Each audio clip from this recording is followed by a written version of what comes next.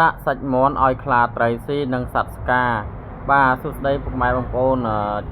ដែលតាមដានវីដេអូខ្ញុំនេះដែរគឺយើងមកចូលមកព្រៃបងប្អូនណាចូលមកព្រៃដាក់កាមេរ៉ាថតកម្មភាពឥឡូវនេះគឺយើងទិញសាច់មាន់មួយស្លាបងប្អូនទម្ងន់4ខាំប៉ុណ្នេះយើងដាក់ឲ្យសត្វព្រៃស៊ីបងប្អូនណាដើម្បីយើងថតកម្មភាពនេះជាកាមេរ៉ារបស់យើងបងប្អូនកាមេរ៉ានេះដែរគឺយើងចាំថតរកកម្មភាពដែលសត្វមកទីតាំងនេះបងប្អូនណាចំពោះរដាក់កាមេរ៉ាដែលយើងថតកម្មភាពសត្វនេះគឺយើងនឹងផុសនៅវគ្គ2បងប្អូននឹងវីដេអូបន្ទាប់បងប្អូនអាចចូលទស្សនាបាននេះដែរគឺយើងចាប់ដើមឲ្យគៀកសាច់បន្តិចបងប្អូនស្រួលវីដេអូយើងចាប់មកច្បាស់ថាសត្វអីឥឡូវយើងស្រែមើលបើកឲ្យនៅកុំឲ្យភ្លេចដោយសារទីតាំងនេះឆ្ងាយពីមនុស្សរស់នៅបងប្អូនអើយនៅព្រៃភ្នំបងប្អូនណាវាឆ្ងាយអញ្ចឹងកាមេរ៉ានេះมันអាច live ផ្ទាល់បានទេដោយសារសេវាវាអត់ដើរអញ្ចឹងយើងប្រើប្រាស់ SIM card memory card បងប្អូនណាអធិស្ឋានប្រើ memory card នៅដល់ពេលកម្មភាពសត្វណាវានឹងថតចូលក្នុង memory card នោះយើងនឹងយកមកឆែកមើលឃើញបងប្អូនយើងអាចមើល live ផ្ទាល់បានទេដោយសារអីដោយសារឆ្ងាយវាអត់មានសេវាព្រោះកាមេរ៉ានេះយើងប្រើ SIM card បងប្អូនណាយើងប្រើ SIM card ត្រូវការសេវាអ៊ីនធឺណិតដោយសារវាអត់ដើរ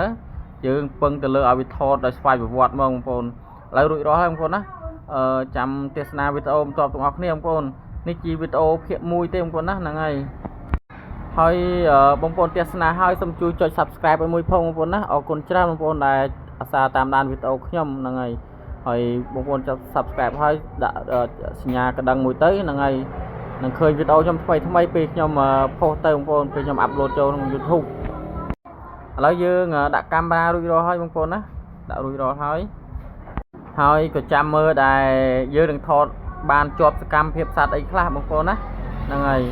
នៅតំបន់នេះគឺតំបន់ព្រៃជ្រៅបងប្អូនណាសង្ឃឹមថានឹងមានខ្លាត្រីនិងសត្វស្កាសត្វអីផ្សេងសត្វដែលយើងកម្រនឹងជួបបងប្អូន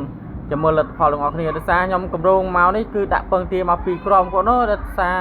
រកតាមផ្លូវបែកបាត់ដូច្នេះអត់បានដាក់ដោយសារសត្វស្កាសត្វអីផ្សេងវាជួយចិត្តពងជួយចិត្តសុទ្ធបងប្អូនដូច្នេះយើងអាចដាក់ពងបាននៅវីដេអូក្រោយខ្ញុំនឹងយកឥឡូវយើងចងសាច់មាន់រួចរាល់ហើយបងប្អូនណាឥឡូវយើងចាប់ដើមដាក់កាមេរ៉ាវិញម្ដងជួសឲ្យស្អាតបងប្អូនដោយសារវាដីអីវាប្រឡាក់ឡែនដូច្នេះយើងត្រូវជួសស្អាតដើម្បីទទួលបានរូបភាពច្បាស់ហ្នឹងហើយបងប្អូនទស្សនាឲ្យសូមកុំភ្លេចចុច Subscribe និងដាក់សញ្ញាកណ្ដឹងផងនិងទទួលបានវីដេអូថ្មីទៀតបងប្អូនណាអានេះខ្ញុំថតវគ្គ1ទេវគ្គ2បងប្អូននឹងទទួលបានទស្សនាបានឃើញសត្វតើសត្វអីដែលមកស៊ីសាច់មាន់នេះផងដែរបងប្អូនណាហ្នឹងហើយកុំភ្លេចតាមដានទាំងអស់គ្នាថាចាំមើលមានអ្វីកាត់ឡើងទៀតបងប្អូនណាហ្នឹងហើយនេះដែរគឺព្រៃជ្រៅហ្នឹងបងប្អូនខ្ញុំទុកម៉ូតូឆ្ងាយដែរចូលប្រហែលជា200 ម៉ែត្រដែរបងប្អូនដោយសារឥឡូវយើងដាក់រួចរាល់ហើយបងប្អូនកាមេរ៉ាបាញ់ទៅសត្វសាច់ចំហ្មងដោយសារនៅទីនេះគឺយើងអត់មានសេវាយើងអាច live ផ្ទាល់មើលបានតយើងមើលក្នុង memory មកបងប្អូនណាហ្នឹងហើយចាំមើលនៅវីដេអូបន្ទាប់យ៉ាងម៉េចយ៉ាងម៉ាចាំជួបគ្នាទៀតអរគុណជួបគ្នា